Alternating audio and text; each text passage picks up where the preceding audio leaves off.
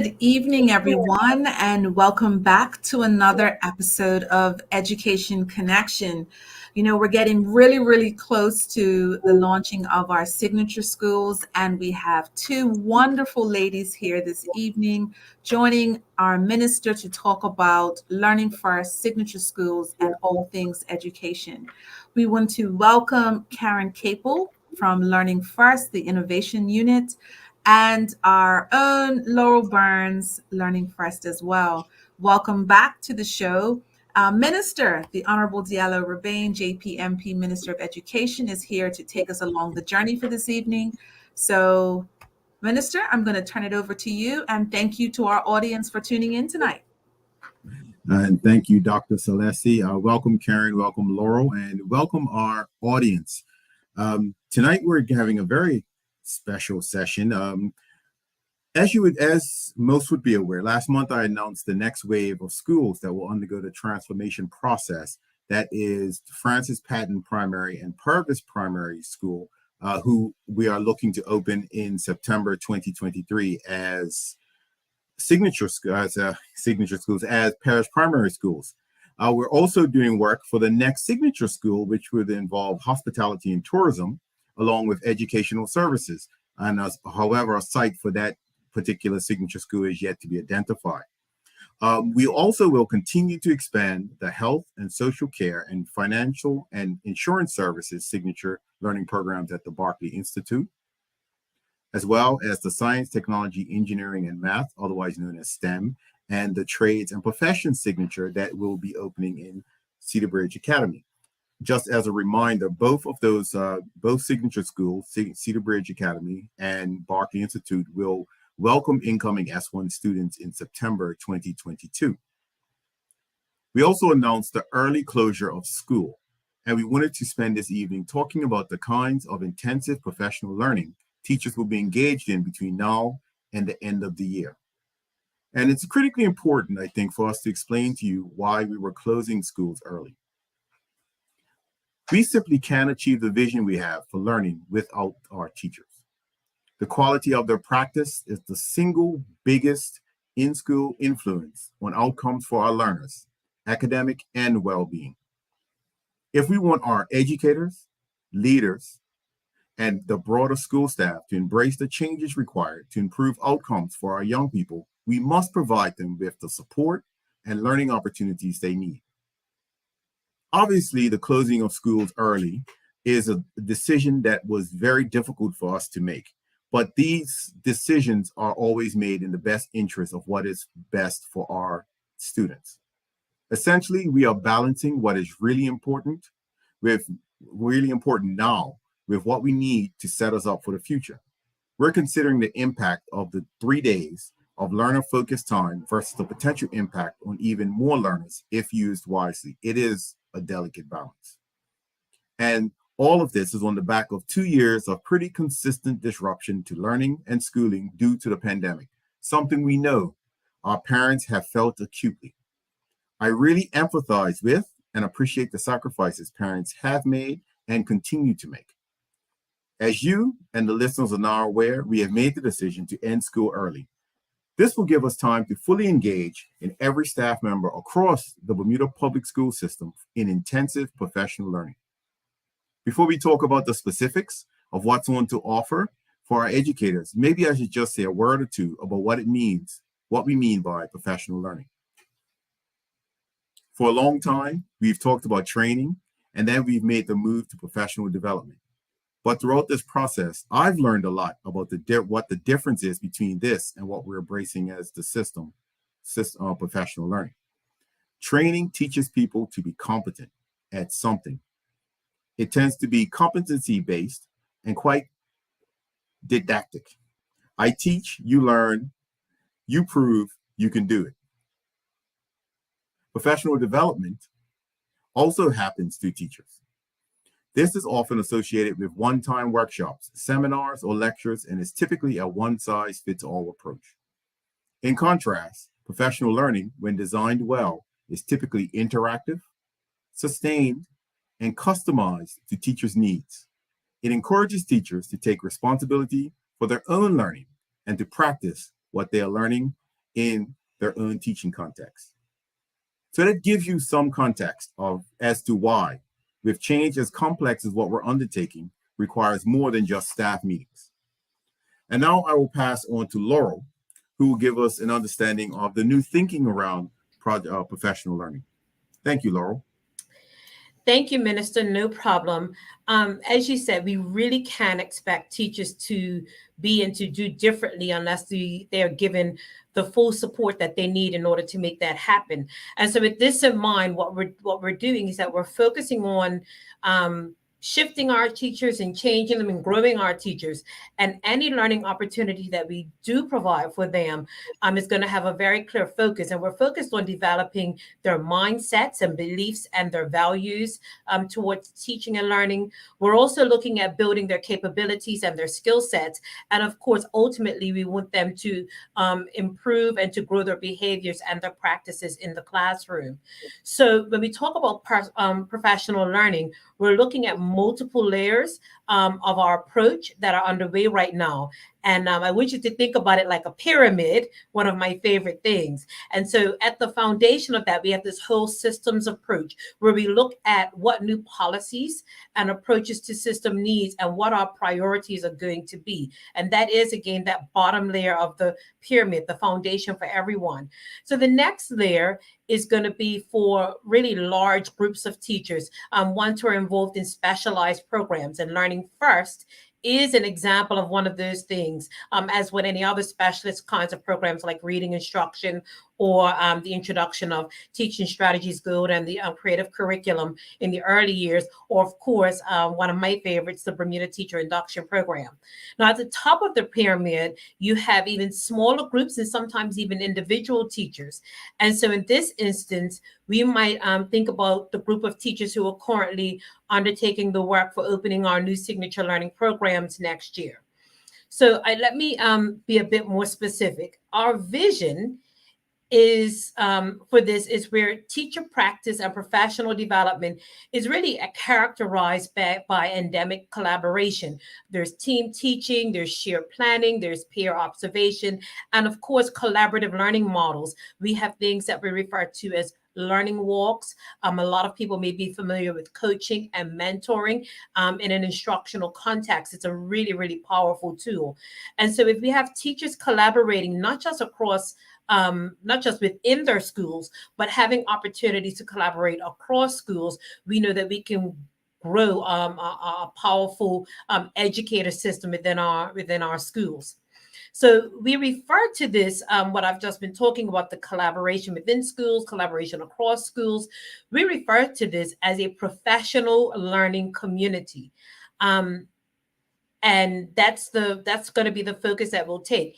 Of course, there are lots of things that we need to focus on in education, but we have to choose something to really drill down with and to really spend time with to grow. And so the executive leadership team has identified teaching and learning. We refer to that here as pedagogy to be the focus. And for the whole system professional learning, that is what we're going to focus on. So Karen is going to explain what that could look like in terms of our large groups and work through our pyramid. Karen? Thanks, Laurel, and good evening to everyone that's watching. As Laurel said, we have that approach that's the foundation for everyone, that's the base for everyone. These are the kinds of knowledge, skills, dispositions, attitudes that we want every educator across the Bermuda public school system to feel really competent about and really confident in. In addition to that, we work with large groups of teachers and educators, and one of those programs of work is, in fact, the Learning First initiative, where both Laurel and I are from. So Learning First is really high quality professional learning for participants. Teachers learn from each other, from experts, from great practice that happens here in Bermuda, but also practice that happens elsewhere in the world that we know is making a difference for young people. And the teams, the school transformation teams, which include people, educators and school leaders and paraprofessionals and support staff, but they also include business members and community members and parents that are really interested in the future of learning and schooling here in Bermuda. And everyone is taken on a journey through a process that that builds their capability, builds their confidence and their competence to be able to work in change processes and to lead the transformation here for Bermuda. Last time on Education Connection 2 weeks ago, you heard from some of our school transformation members, and you might have remembered one of our team members, Chris, talking about how he was very reluctant to get involved. Schools are incredibly busy places, and I haven't met a teacher yet who doesn't have a lot on their plate. So he was resisting the invitations and resisting the opportunities that were being presented to him. But his story is a brilliant one, because he talks about the coming into the process as a skeptic and having to have the process prove that it can be trusted, and that is the journey that we're asking lots of people to enter into. In fact, next week we will be inducting and onboarding the next wave of school transformation team members. So you might have seen on social media or in the print media from organisations like the Ministry of Education, but also the Bermuda Tourism Authority and others that are invested in this, calls for expressions of interest for people to join the school transformation teams, to get involved in this next round of learning on behalf of the system. And I'm really pleased to say that we had over 150 expressions of interest for those placements in the school transformation teams. Panels met last week to determine who should be taking this work forward. There's a place for everyone, but who's going to be in our core group? And next week, about 90 of those school transformation team members will come together to engage in professional learning, in induction and onboarding. Through that, in addition to the kinds of educative focus of their professional learning, Laurel just talked about things like instruction or teaching, learning and assessment, pedagogy. We'll be building the capability of the teachers here and all of our community partners in new approaches to change. Things like co-design. How do we collaboratively design new models of learning and schooling?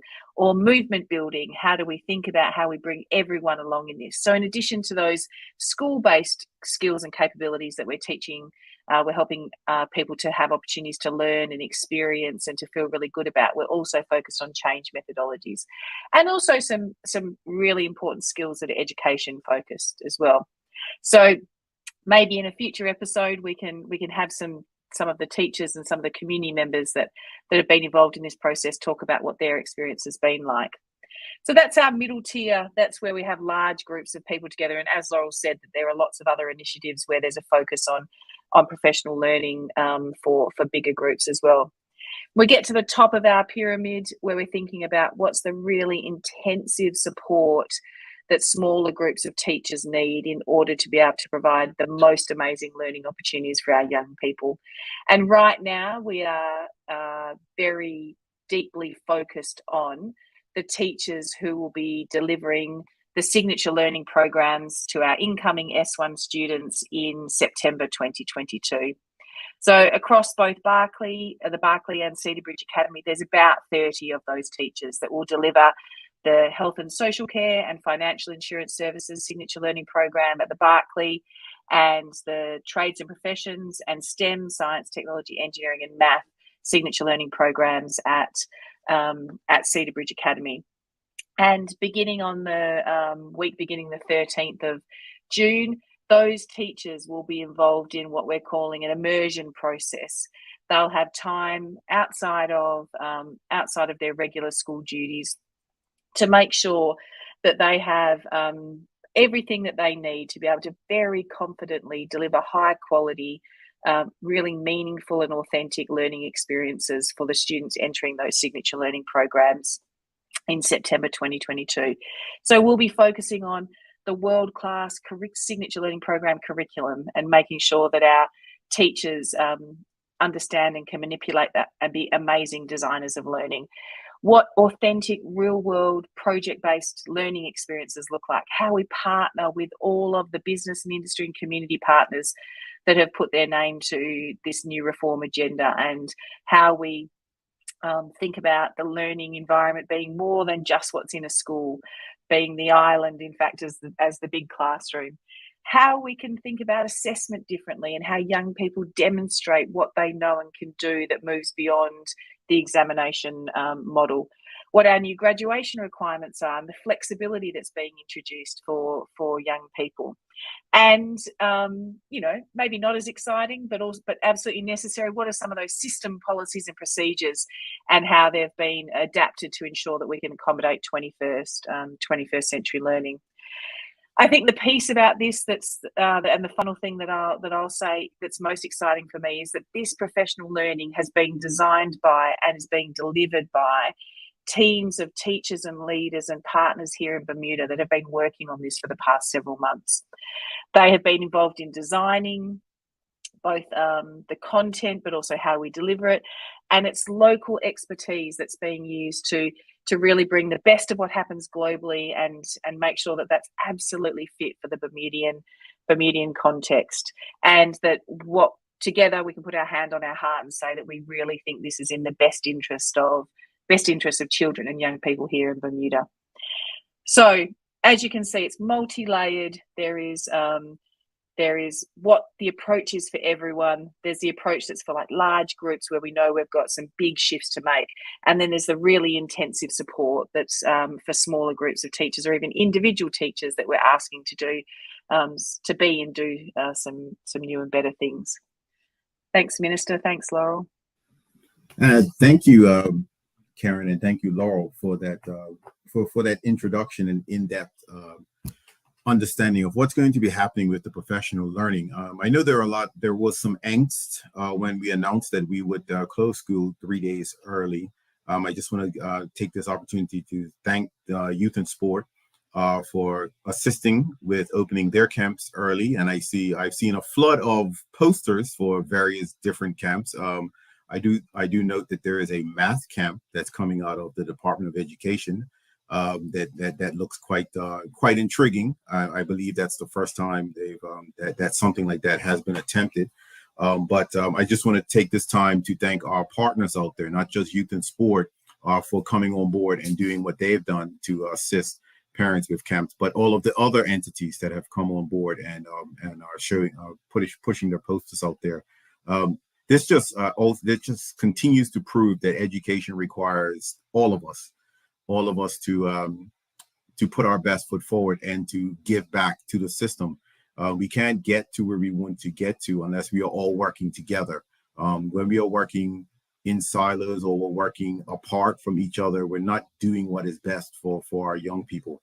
And that is as you'll hear Laurel and Karen speak to, co-designing and co-developing the things that need to be put in place. So again, just thank you for that. I also want to remind the general public that if you are listening, we are on Facebook, we are on Facebook, we are on Twitter, we are on YouTube, we are on the television stations as well. And so you can send questions in real time, and we'll be more than willing to answer any questions that you do have. So at this point, I just wanted to, as we continue on, again, thank you for that introduction. One question I have here is, how do those that support teachers across the island feel about those new approaches that we are taking for professional learning? I can certainly start with this one. Everyone recognizes the importance of teachers in the public school system, and everybody wants them to succeed. So we continue to strengthen our relationships and remain in communications with various stakeholders. But I think a real story to tell about the work that we're doing collaboratively across the island through various entities. And when I refer to entities, it's wide ranging, right? And so we have the BUT, obviously, that represents the teachers from a union standpoint. We have the BPSU, and they support principals and administrative assistants. And we have the BIU that support our custodians. And of course BPSU would have other DOE staff members, and this is an all-in and everybody's in the game situation. But we also have the BEC, the Bermuda Educators Council. We also now have the NEI, the National Educators Institute. And so all of that to say that there's quite a lot of skin in this game, and I think a real story to tell, and I think Minister and Karen can get in on this conversation, was the ministerial summit that we recently had, your first annual one. And that was a really great opportunity to bring together stakeholders across the island, not just from the entities that I mentioned, but also from the private school sector, also from services and entities that provide wraparound services for our young people, and all of us coming together and really thinking about how is it that we support teachers and what are some new ways that we can do that, what already exists, and really testing out the direction that we're going in. And I know that we collated some of the feedback recently, and it was, from what I can tell, a resounding success. And I think people really do, and when I say people, our stakeholders really do see the vision and really do see the potential in the work that we're doing. And it's really about everybody being supportive and getting in there and doing the work to bring about better achievement for our young people. Thank you, Laurel, and thank you for mentioning about the ministerial summit. I will pull Karen in a few seconds to reflect on that as well. But it was a wonderful opportunity and something that has never been done before. Calling together persons who have a stake in education or are working towards something that involves education. Just bringing them together so they can have an open and honest dialogue, and they can actually see and we get an opportunity not only to see what the government is doing, but they get an opportunity to share what they're doing in their various organizations as well. And as you mentioned, there was the private schools were there, various entities that deal with scholarships, various entities that deal with providing services for children, whether it be in school or outside of school, the NEI, the BEC, the BUT, BPSU was there. BIU was there. I know when people think of education, they don't think of BIU, but BIU was there as well. The Department of Education has employees in all three of our major unions working for us. And so it was an opportunity to bring people together and discuss that. And one minor correction there, Laurel, you said annual, but I know we're aiming to have another one this year. So perhaps it might become biannual. But we are aiming to come back after we finish collating that data and bring people back so we can actually talk about things as we move forward. But Karen, is there anything else that you could add to that? I think what I would add is that one of the mantras that you use all of the time that we really like is everything starts with a conversation. And I think the summit, the ministerial summit, I think the word we used was inaugural because it was the first. The ministerial summit was an opportunity for people who are so passionate about young people and their learning, and therefore they absolutely want educators to be successful, because we know that that's the conduit to young people having great learning experiences, great experiences at schooling, to come together to talk about things that they might talk in their own circles or with their own colleagues about, but never really across those groups. And the diversity that you two have spoken to, I think, is really important to note. And also some unusual stakeholders. So it might not, we might not think about some of our sports federations or the big, the peak sporting bodies, but they provide lots of professional learning for teachers in how to, particularly teachers that aren't trained in that area, to be confident to deliver that. So bringing them into that conversation and think collectively, just like we have a vision for learning for the young people in our system, what is the vision for learning that we have for the adults in our system, and how do those two things come together?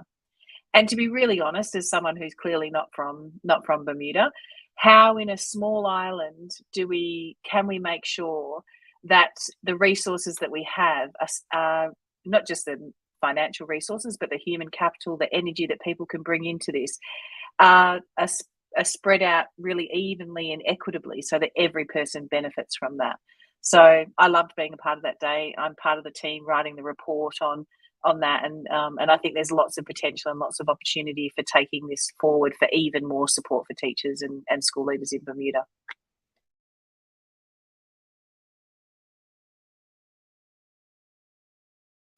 I'm sorry, I was muted. I did not realize. Thank you, Karen, for that. I have a next question here is all of this time out focused on teaching compromising provisions for students?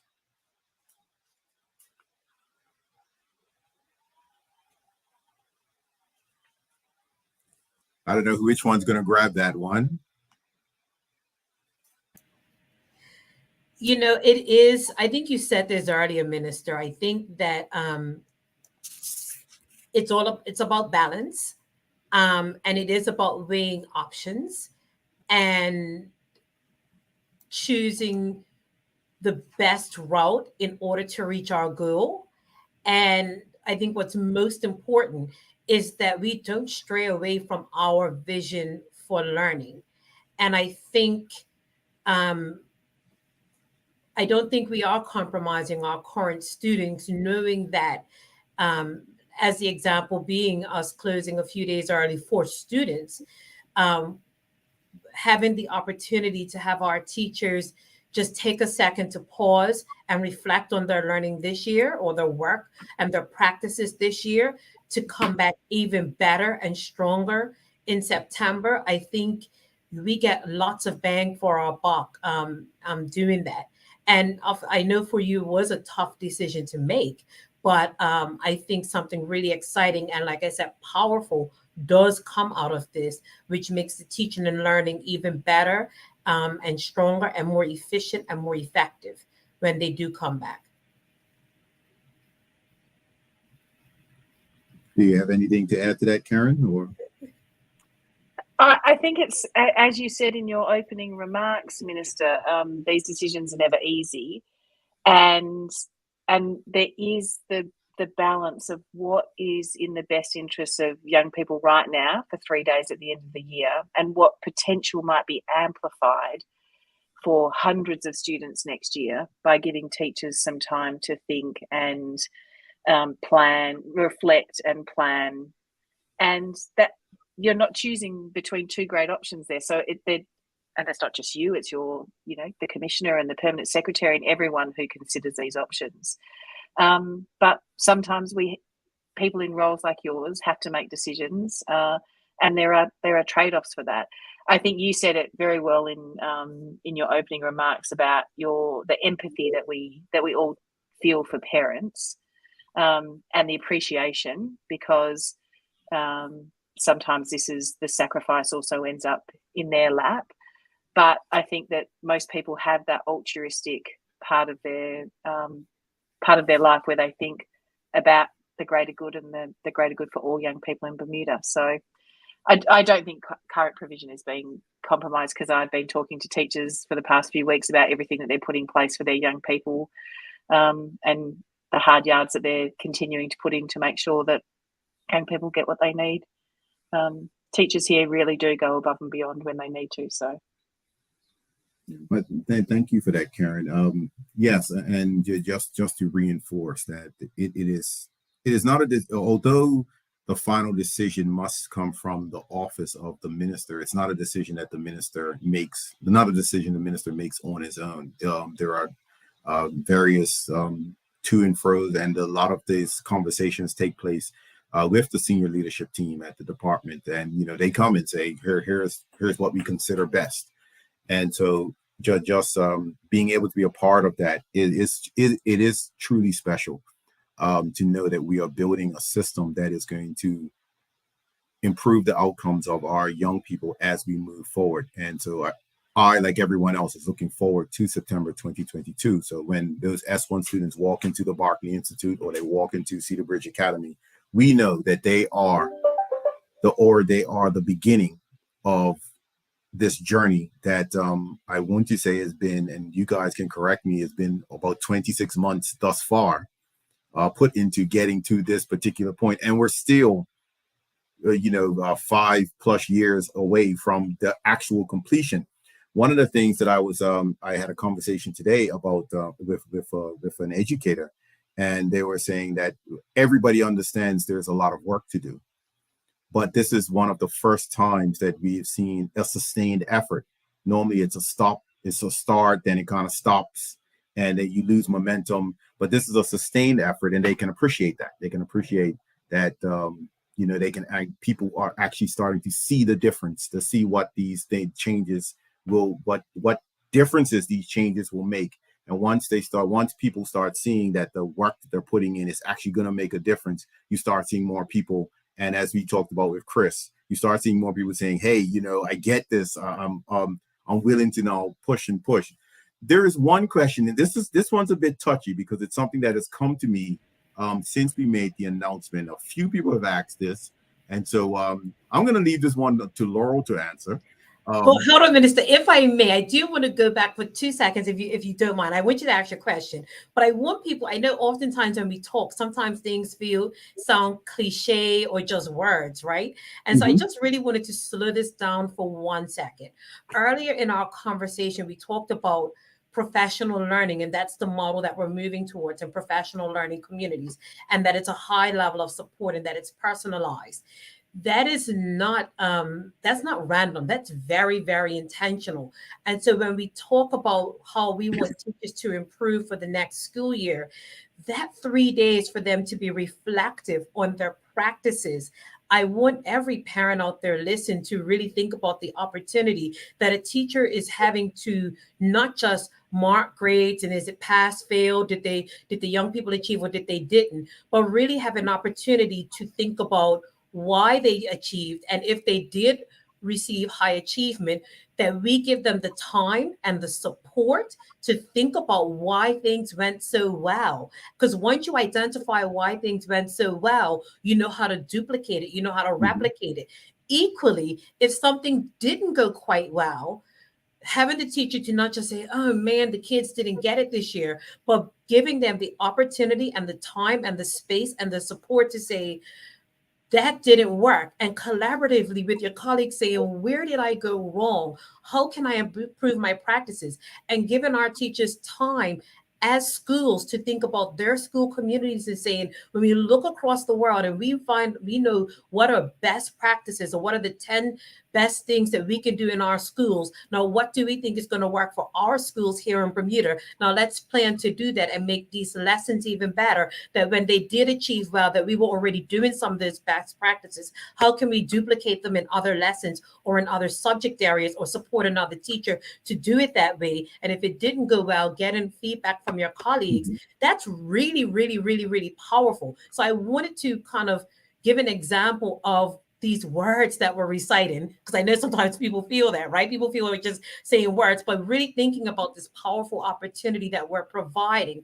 And that's why it's not an expense for our young people, but it's an opportunity to drive them further and higher when they come back to us in September. And that's something that I'm really looking forward to. But you can ask me your question, Paul. Okay. And trust me, this is one that when the announcement was made, it came by social media, it came by WhatsApp questions, and I completely refuted it. I will say first and foremost that this is not the case. But the question goes is this: are we only doing this because teachers refuse to do any work during the summer? Wow. Wow. Wow. Okay. Trust me, there's when you're behind the keyboard in social media and and WhatsApp, whatever, there's no chill. Keyboard warriors, absolutely. Keyboard warriors. So let me first say, right? I don't know how many people actually do work for free for their employers. I'm not sure how many people do that in our community, do work for free for our employers. But I think first and foremost, and I know I have heard you say this previously, ministers, that teachers actually are not paid for their summer vacation. They're not paid for those 2 days on. So let's be very clear about that. But here's the other piece. Doing this, I consider this shared sacrifice, right? I really do. And that 3 days that we will be working with our teachers and working amongst colleagues, my expectation and my belief, in fact, I know my colleagues, right? That actually lights a fire and lights a trigger. And somewhere over the next 2 months, while we're on holiday, I know for me, it was definitely after cut match. I might shut down for July, but after cut match for me, this is Laurel speaking.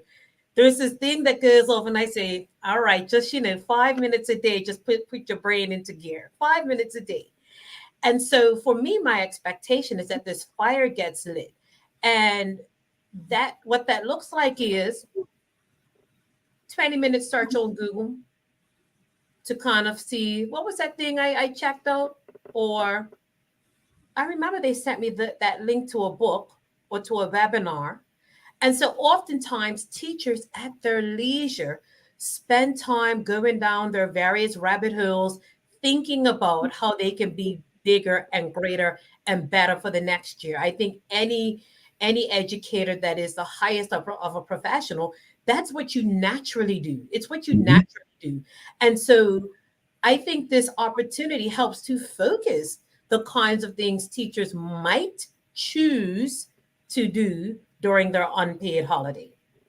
And I want to follow that up by just saying, and I said I absolutely refuted that whenever it was asked, because it was asked a few times, and it was interesting. It's, sometimes when you get a random question, you're like, okay, it's a random question, but when it comes 3 or 4 times, you're like, okay, what is this really coming from? And I tend to answer it like this: is the teaching profession is one of the most difficult professions in the world. It is the only profession that teaches all other professions. And so our teachers do a lot of work, and especially during these last 2 years, they've done a lot of work to ensure that our young people continue to thrive, despite despite the colloquialisms that are out there and what people think. Come sit inside of a classroom in the back and watch, and you'll see how hard our professionals work day in and day out. Come sit in any of these Learning First meetings that you guys have, and you'll see how hard our professionals work day in and day out. And they're doing this because they want the best outcomes for our teachers. And so when they said, they won't do this because they refuse to work during the summer, I know teachers work during the summer. It's their time, but I know they still work. They still do work on their profession. They may not be, sitting in professional learning or doing something structured, but they're doing what they need to do to ensure that they are on top of their game. And so, we are providing an opportunity for this professional learning. It's being grasped, it's being taken on board, and we look forward to having a very productive that last week of school for teachers, not the last week of school for students, the last week of school for teachers. We're looking at having a very productive. And the next time anyone wants to say, well, they don't want to work during the summer, as Laurel said, teachers technically do not get paid for summers. That is their particular time. But just recognize how hard they do work and everything else that they do during the school year, and recognize that they still do some work during their summertime off, to make sure that they are prepared to do what they need to do. There's one more thing that I wanted to touch on. I see where we're rolling up to the top of the hour. And this was something that was excitedly talked about a few weeks ago, and it involves teacher learning, and that is that term externships, because I only have heard it around this group, and the things that, and Karen, you kind of touched on it earlier when you was talking about external partnerships and robust learning for teachers. But let's give the public just a quick understanding of what externships, because they know what they've heard of internships, but what are externships and how they relate to developing and Laura, I'm going to use your word, pedagogy within our learning, within our educators. Thank you so much, Minister. That's really brilliant. And I know for me, I think the first time I heard about it was with our colleague, Tamisha Francis Wainwright. And when she first started her journey as one of our Learning First, I feel like calling her a worker bee, because she and LeVar Bassett, our 2 career pathways colleagues who work at our 2 senior schools, they work really hard for our students.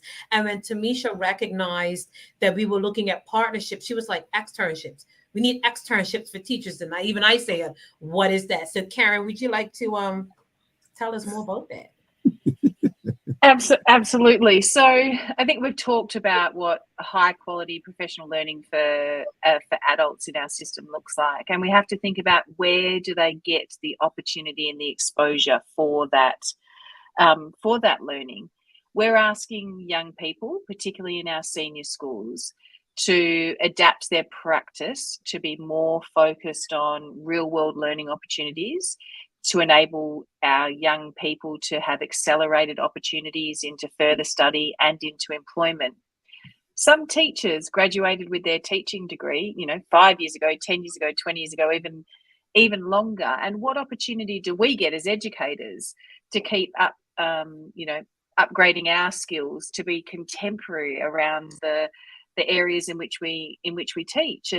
And I'm a maths teacher by trade, and I've never been in a workplace that applies math in real situations. So I've never seen how that's applied in the form of accountancy or any of those things. Our business teachers, our teachers that teach in health and social care settings. So how do we enable, through our learning partnerships, the same ones that will support our young people, how do we enable those opportunities to expand to our educators to make sure that they're at the cutting edge of knowledge and skills around this area, that they have the opportunity to grow and develop into this space? And how do we work it together so that our external partners and our teachers, our learning partners and our teachers together can design amazing opportunities for our young people, because we're on the same page about what good looks like? So that's my version of a description of externships. It's something that we're exploring now through the partnerships team and associated with the 4 signature learning programs that will be on offer in September. But it doesn't have to just be about that. I know that some schools work with organisations like KPMG around leadership development here and the programs that they offer. How do we tap into what are quite often really rich adult learning environments in the private sector and ensure that our educators, our teachers, our people in the public sector get access to that same kind of learning and development opportunities themselves? So it is exciting. I think it's about sharing responsibility for learning, not just for our young people, but for the adults in our system as well. And it's ensuring that everyone in Bermuda takes some of that responsibility for making our public school system the best it can be, because we know that it's by investing in education, we're actually investing in the future of Bermuda itself. Thank you, Karen. Thank you, Laurel. I see we're kind of reached the top of the hour, about 2 minutes before. Just before we, this is the time where we just kind of get to wrap up and close. With this, I just wanted to let our listening public know that June is Education Month. It's been designated Education Month, and there are quite a few scheduled events. We will be doing an official announcement very soon. I believe it's coming out tomorrow, of various events that we do have planned throughout the month. But I can let the public know to just be listening out for. There will be radio appearances, media events, video vignettes on education reform, or the various bits and pieces of education reform. My favorite part of June, the Father of the Year essay winner announcements. We will be having a town hall meeting at Bermuda College at 6 o'clock on Tuesday, June 28th. That's another one to look out. And again, I put the offer out there that any group or any group out there that wishes for us to, have a discussion with them, they want to learn more about what's going on in education reform, feel free to reach out to us. You can log on to the website www.learningfirstbda.com. Sign up for the newsletter. I believe there is an option there to leave questions. And I know the team on Monday said that they do get to the questions. You may get a few days delay as they go through them, but they do respond to all of them.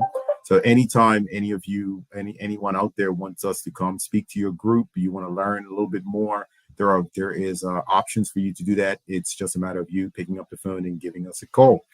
You can also send us an email at schoolredesign@moed.bm.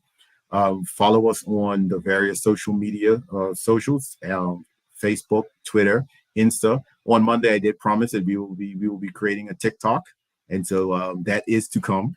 I'm just waiting for a few things to happen, but that will come to fruition. Who knows? These guys tease me about Discus. Is that, did I pronounce it right? Discord. Discord. They tease me about Discord. So who knows? Perhaps we will have a channel on Discord as well. But it's just about us reaching the people, reaching our students where they're at, and providing them with the opportunities to shine in the ways that they know how to shine. And sometimes it requires us as adults to deprogram ourselves and to understand how they are learning and what is best for them. We, even with the Father of the Year essay competition, we opened it up for video submissions versus just a traditional writing. So I do understand, it's the first year. I do understand we may have only had 1 or 2 submissions by video, but I'm looking forward to actually seeing them, to see what was produced, and hopefully we can move forward from there.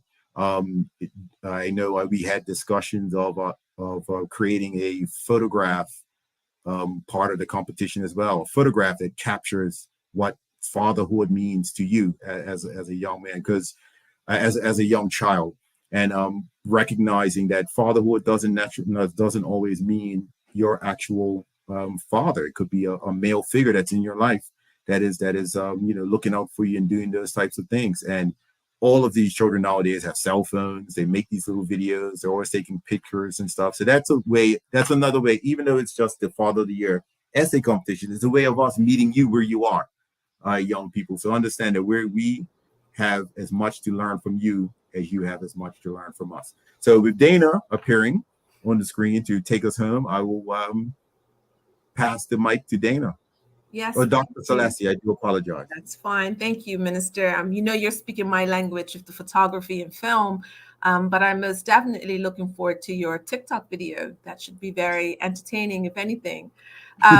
Ladies, Karen Capel, Learning First Innovation Unit, and Laurel Burns, Learning First. You have done another fantastic job bringing to light the changes and challenges and the positive aspects of what's coming down for our students in the future at Cedar Bridge Academy and the Barclay. Minister, always a pleasure to have you as a pilot driving this program. We want to thank our audience for tuning in this evening, and to remember that you can send in your questions and your comments. And once again, thank you for joining us this evening on Education Connection, and we will see you next time in 2 weeks. Good night.